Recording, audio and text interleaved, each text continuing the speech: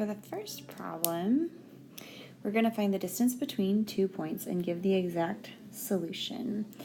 So if we want to do this, we have an x1, y1, and an x2, y2. And the distance formula is the square root of x2 minus x1 squared plus y2 minus y1 squared. So if I plug in those numbers, I'm going to get negative 5 minus 2 squared plus 2 minus negative 6. So that gives me what? So that gives me negative 7 squared plus 2 plus 6 is 8 squared. And that's square root of 49 plus 64. And so what is that number? Well, I guess I better get a calculator. So if I add those up, I have 49 plus 64 gives me 113. That is the exact answer. And if I want a decimal approximation, I can do square root of 113 in my calculator and get how many? Nearest hundredth? Okay, so 10.63, and it goes 0, so that's where I'm going to stop. Okay, the next one, I want to find the midpoint of the line segment with those two endpoints. And so basically I want to find the average of the x's. So the midpoint is going to be x1 plus x2 over 2, comma, y1 plus y2 over 2. So we're finding the average of the x coordinates and the average of the y coordinates. So let's plug this in. So this is my x1, y1, x2, y2. And so when I plug in those numbers, I get negative 1 plus 3 over 2 plus, oh, comma, whoops, that's a comma. And then y1, negative 3 minus 7 over 2. And so that gives me 2 over 2, which is 1. And negative 3 minus 7 is negative 10 over 2, which is negative 5. So that's the midpoint of those points. Okay, and for number 3, I'm going to erase all of that. Okay, so for number 3, it says determine the x and y intercept of that equation. So to find the x-intercept,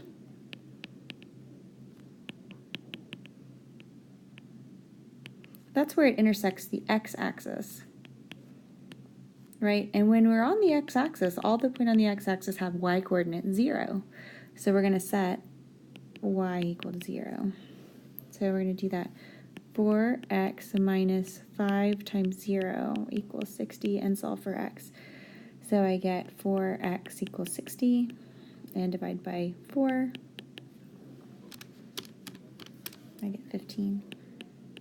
Okay, and to find the y-intercept, so the x-intercept is 15, comma 0. Okay, and to find the y-intercept,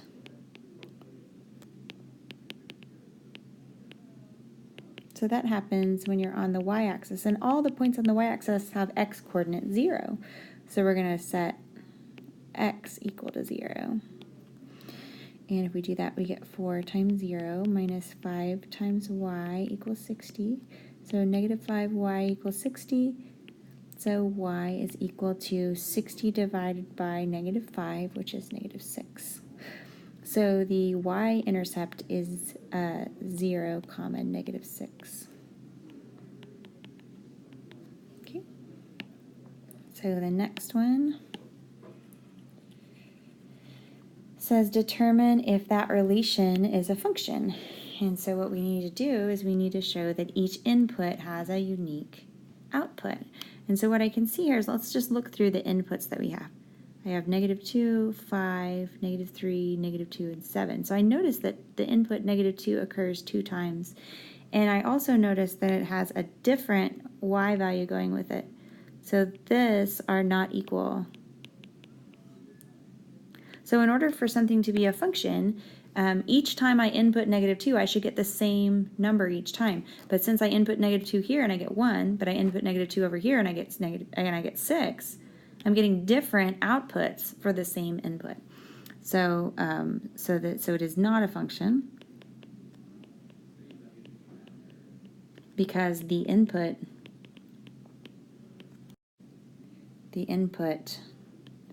x equal -2 gives two different outputs.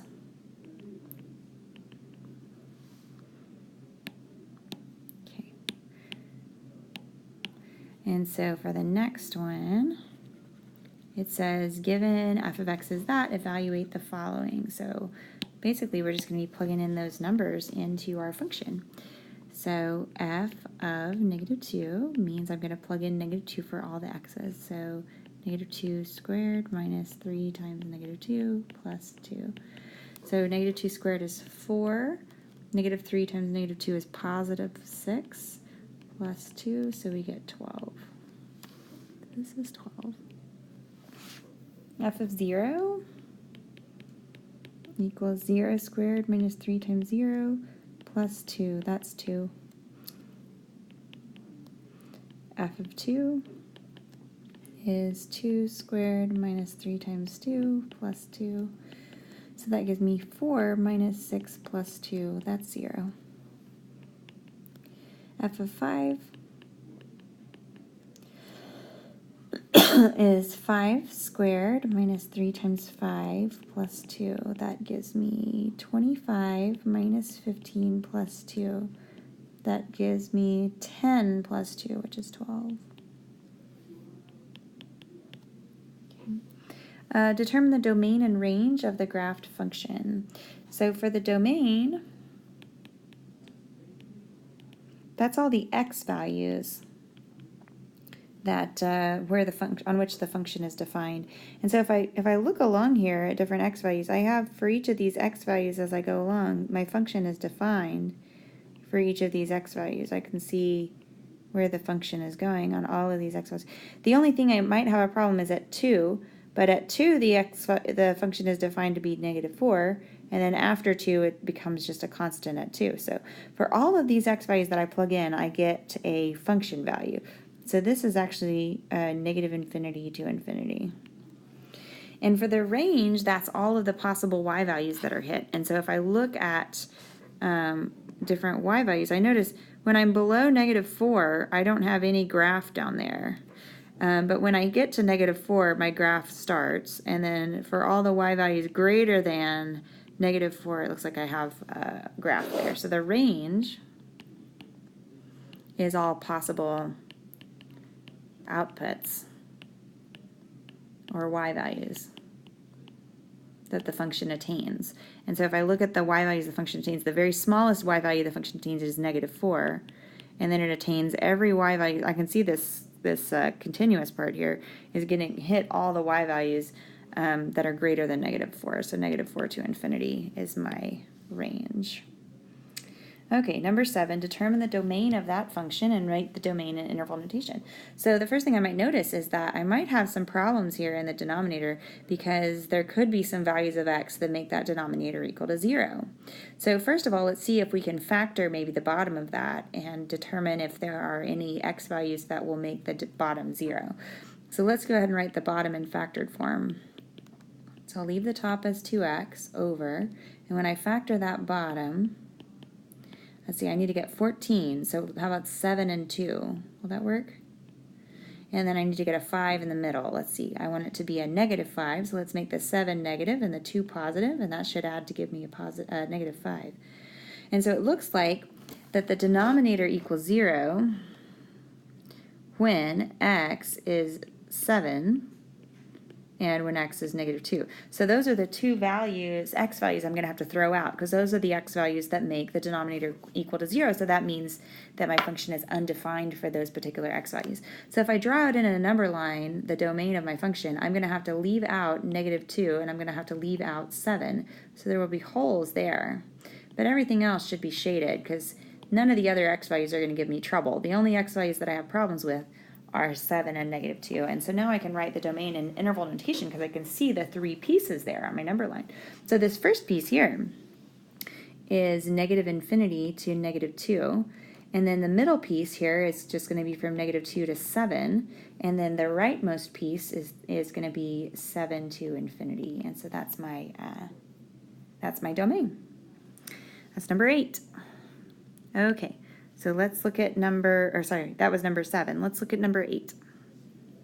So number 8 says determine the slope of the line passing through those points. So the slope is going to be equal to y2 minus y1 over x2 minus x1. So the change in y over change in x, or the rise over the run. So if we label all these guys, okay, I want to do the change in y. So the y goes from 4 to negative 6. So if I subtract those two, I'll get the change in y. Negative 6 minus 4 over. And then I'll have negative 1 minus negative 9. Okay, so that's going to become negative 6 minus 4 is negative 10 on top. And on bottom, I have negative 1 plus 9. So that's going to give me a positive 8. I can reduce that fraction to negative 5/4. And that's my slope. I'll call it m. And then number 9 says find the slope and y-intercept of that equation and graph the equation using the slope and y-intercept. So I'm going to need a little space for this. I'll clear out some space here. So one thing you might notice is that I can take that equation and I can put it in slope-intercept form, and that will tell me the slope and intercept. And so if I solve this thing for y, I can have, if I add the 2 over here, I'll have 3x plus 2 is equal to 5y. I like to have the y on the left-hand side, so I'm just going to switch sides here. So 5y equals 3x plus 2. Now my y is on the right-hand side. Okay, now I can divide both sides by the 5. So y is equal to 3/5 x plus 2/5.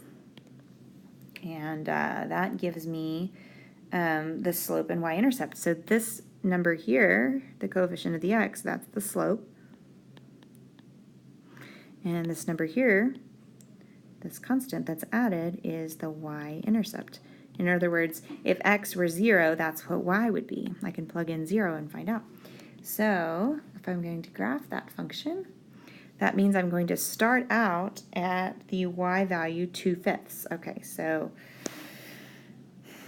all right, so let's go, so let's say this is 1, and let's divide that into 5 pieces. Okay, oh, whoops, got too many things there. Okay, so let's try again. Okay, so let that be 1. Okay, so that's 5 equal pieces, kind of. And so my y-intercept then is going to be 2/5. So 2/5 would be right there. And then my slope is 3/5. So I can go, in other words, I'm going to go up 3/5.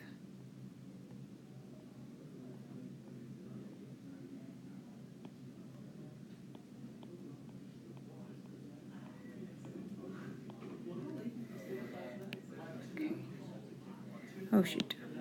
Okay. So there's 2. Okay. And so, all right, so there's my y-intercept. So then I'm going to go, to find this, I'm going to go up 3/5. And so, or in other words, I could think about if I go over 1, I'm going to go up 3/5. Is another way to think of it. So if I go up 3, 1, 2, 3/5, then I can go over 5/5. 1, 2, 3, 4, 5. So it's going to go through the point 1, 1. And then once I have 2 points, I can just draw my line in.